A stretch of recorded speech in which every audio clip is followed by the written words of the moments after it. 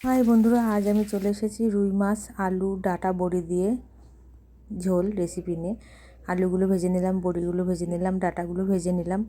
ওই কড়াইতে একটু তেল দিয়ে জিরে ফোড়ন দিলাম। জিরে ফোড়ন দেওয়ার পরে পেঁয়াজ দিলাম, পেঁয়াজ দেওয়ার পরে টমেটো দিলাম, তারপরে আদা জিরে লঙ্কা বাটা দিলাম।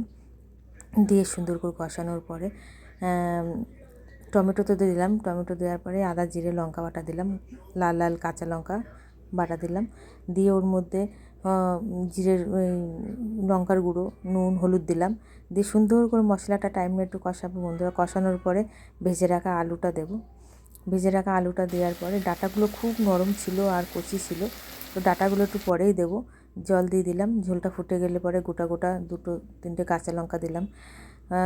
এবার আমি ডাঁটা আলু মাছ বড়ি একসঙ্গেই দিয়ে দিলাম। ডাঁটাগুলো খুবই নরম ছিল, ছোট ছোট ছিল।